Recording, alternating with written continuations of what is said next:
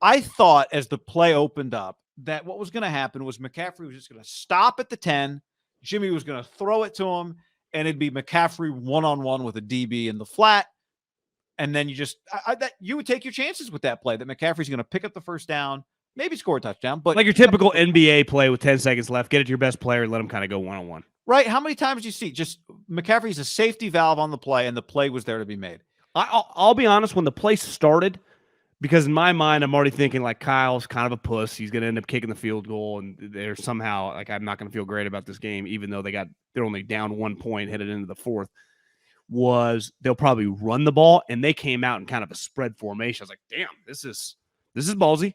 Now Jimmy had been playing well, but I thought if I tell you they're in that position, kind of describe to you the game, and especially Christian had been having a good game, wouldn't you think a run play might be called, even if it's like an outside pitch or just kind of get him in space, get Kittle out there, get Trent Williams out there? That's, to me, typically what Kyle has done with Debo in these situations. Especially after the interception last week in the red zone against the Chiefs. Also thinking that too, yeah. So I thought it was really ballsy then. And for those of you watching this video right now, you can't quite see McCaffrey. He's under the 14 on the screen, under the score bug.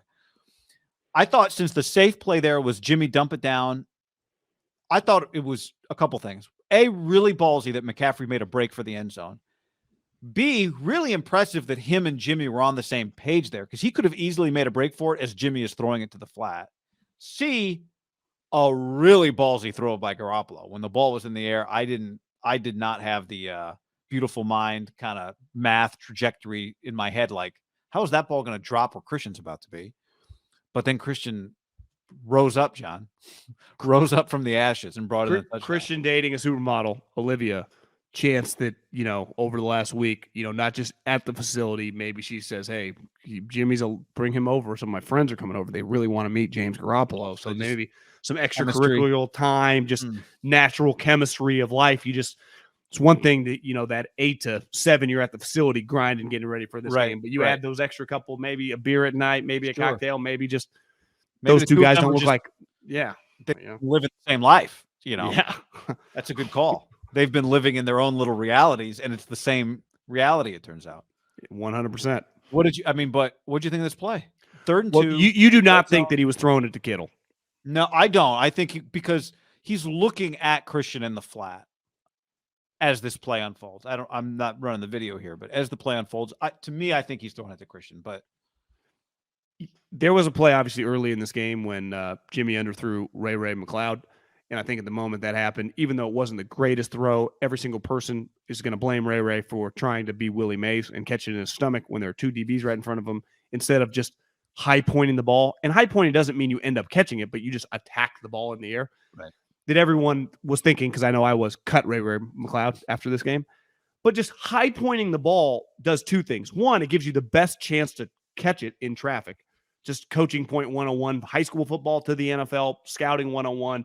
Why you want wide receivers that go attack the ball.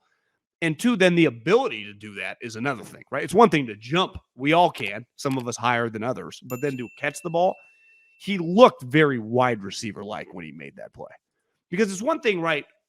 Sweet running backs, if you just throw it to them on a wheel route, can leap and catch the ball above their head or whatever.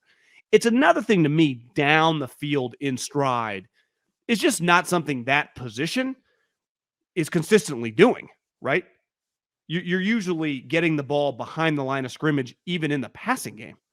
That those plays, positioning your body, right, especially in the end zone on a 20-yard pass, technically wherever Jimmy was, might not have been that far. Maybe it's 15 yards in the air. Oops. I mean, look at that. He looks like fucking A.J. Brown or something right there, right? Yeah, I mean, that's... So you're right. It was like, it was more than 15 yards in the air for sure. Okay, 20, 25 yards. Like that, if I remove that number and just put that looks like Dwight Clark or Terrell Owens. Doing that. Like that's not a natural running back. Both feet down easily. Yeah, I can't even blame him. There was a play. What game was I watching earlier today? Oh, it was a Raider game, and The game was still, I would say, somewhat in the balance. Maybe it was like 17-0. McCaffrey was on his deathbed, dehydrated. He's like, "Turn on the Raider game." And Dalton throws this potential pick to Trey Morg. I might be saying his name wrong. The second-year guy from TCU is a good player. And he catches the ball in the air toward the sideline. But you can tell it's not a natural thought in his mind to like get his feet down. And his first foot misses. It hits the white line. The second foot almost misses the entire white area and hits the other side. It's like, and I was thinking, in fairness to this guy, how much time at practice can you just train your safeties to get their feet down?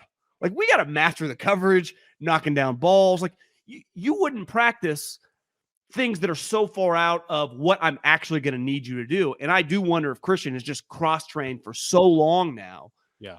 That has come so natural to him. Because that's not a natural. How many running backs would you ever see? If I'm Christian McCaffrey, guy, honestly, if I'd get a poster of that. That's a sweet pick, isn't it? Yes. That's a badass pick. That's a poster-worthy pick. But really isn't that history a poster-worthy pick of wide receivers? Yeah. That's what I think's cool to play. Son of a wide receiver. That probably helped. And his brother's a wide receiver. His other brother was a quarterback, so he turned receiver. I think one of them moved to receiver, didn't he? So it's not like Max McCaffrey was on the Niners for a minute. I remember that. And the throw, you got to give Garoppolo credit on the throw, unless you're not convinced he was throwing it to Christian. But I'm pretty sure. To me, I did not think he was throwing it to Kittle, but it was a hell of a throw. I just thought it was a really ballsy executed play by Kyle. Loves the McCaffrey. It's kind of crazy. He had multiple, like Andy always said, like we need a Mormon on this team, guys. Just get a guy from BYU. And Roseman, Lurie, and Banner always like, this was the anti-Kyrie. We always like to have, a guy of Jewish descent. When Jeff Schwartz, I remember, I don't think I gave him the best grade. I don't know if I've ever told him that. And I think they wanted to get him. And it obviously wasn't my decision, but they liked. Can you always find a Jew? Hard. That's why when Schwartz was, in the mix, right? Especially coming from a Power 5 program that Lurie and Roseman and Banner were all over him. Yeah. Yeah. Oh, they'd watched him play a lot. You're right. Yeah. We were rooting for him to, I don't think I was in the draft room, his draft, but there had to be some people pounding the table for him. Hell of a play. Third down. So it eliminated a fourth down decision for Shanahan.